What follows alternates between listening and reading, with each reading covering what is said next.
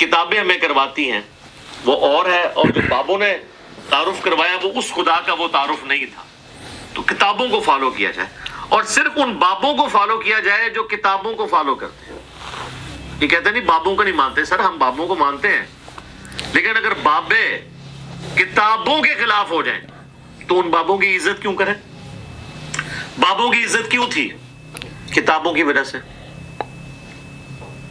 اگر وہ کتابوں کے دشمن ہو جائیں اور کہیں کہ کتابیں ڈائریکٹ پڑھنے سے انسان گمراہ ہو جاتا ہے قرآن و سنت، تو ہم تو کہیں گے پھر تو سب سے پہلے تو تمہاری بزرگی فارغ نا، کیونکہ تم نے یہ سب کچھ اویل کیا تھا اسی نسبت سے. اب جب تم اس نسبت سے اعلان برات کر رہے ہو اور اس نسبت کا مذاق اڑا رہے ہو الٹا، تو پھر تو ہم یہی کہیں گے نا کہ تم تو آستین میں چھپے ہوئے سانپ ہو. وہ نقصان جو یہود و نصارہ نے اسلام کو پہنچانا تھا تم پہنچا رہے ہو. میرا دعویٰ ہے کہ یہ شخص اس صدی کا سب سے بڑا جھوٹا مکار فراڈیا ہے. کس انداز سے یہ بات کر رہا ہے کہ بزرگ یہ کہتے ہیں کہ ڈائریکٹ قرآن نہ پڑھو گمراہ ہو جاؤ گے، یہ ہمیں قرآن پاک پڑھنے سے روکتے ہیں. اس صدی کے جھوٹے مکار شخص یا اس کے چیلوں کوئی ایک کتاب دکھاؤ، کسی بزرگ کی کتاب دکھاؤ جس میں انہوں نے یہ لکھا ہو کہ آپ نے قرآن پاک ترجمے کے ساتھ نہیں پڑھنا، ڈائریکٹ نہیں پڑھنا. اتنا بڑا جھوٹ بول رہے، اور یہ سینکڑوں مرتبہ یہ جھوٹ بول چکا ہے اور یہ اپنے اوپر لعنتیں ڈلوا چکا ہے کہ اتنا بڑا جھوٹا ہے. جھوٹے انسان کسی ایک کتاب میں دکھا دو، کسی بزرگ نے، کسی اللہ کے ولی نے کتاب میں لکھا ہو کہ جناب آپ ڈائریکٹ قرآن نہ پڑھیں، آپ قرآن پڑھیں گے تو گمراہ ہو جائیں گے. اپنی طرف سے باتیں بنا بنا کے بزرگوں پر فٹ کرنا. علماء تو کہتے ہیں قرآن پاک پڑھیں، اللہ کے ولیوں نے تعلیم دی ہے قرآن پاک پڑھنے کی، وہ تو قرآن پاک پڑھ کے آپ صلی اللہ تعالیٰ علیہ وآلہ وسلم کی سنت پر عمل کر کے انہوں نے وہ درجے حاصل کیے ہیں.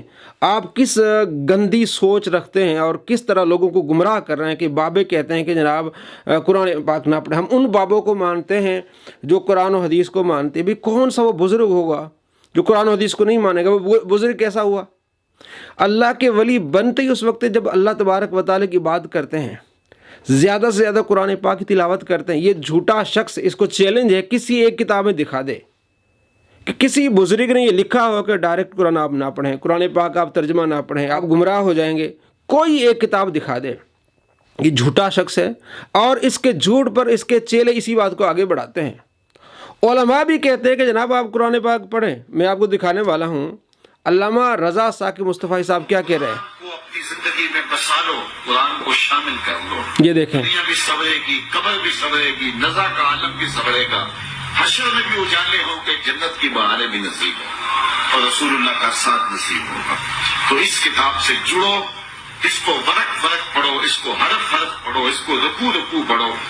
اس کا یہ کرے حرف حرف پڑھو، رکوع رکوع پڑھو، یعنی قرآن پاک کو ڈیٹیل کے ساتھ پڑھو، تفسیر پڑھو، ترجمہ پڑھو. مفتی اکمل صاحب کی کئی ویڈیوز ہم نے دکھائی ہیں، وہ کہتے ہیں ترجمہ پڑھیں، تفسیر پڑھیں. اہل سنت کی بہت بڑی تحریک دعوت اسلامی اس کے نصاب میں شامل ہے کہ آپ ڈیلی آپ نے صبح اٹھ کے جو ہے وہ 3 آیات پڑھنی ہیں ترجمے کے ساتھ اور تفسیر کے ساتھ. لیکن اس گمراہ شخص نے اتنا اس چیز کو پھیلایا ہوا ہے کہ جناب یہ کہتے ہیں ڈائریکٹ قرآن نہ پڑھے. کسی ایک کتاب میں دکھا دو جھوٹے انسان. کسی ولی نے یہ کہا ہے، اولیاء پر اتنی بڑی تہمت، اتنا بڑا جھوٹ اور بار بار جھوٹ. کوئی ایک تو کتاب دکھا دو، کسی اللہ کے ولی کی کتاب دکھا دو.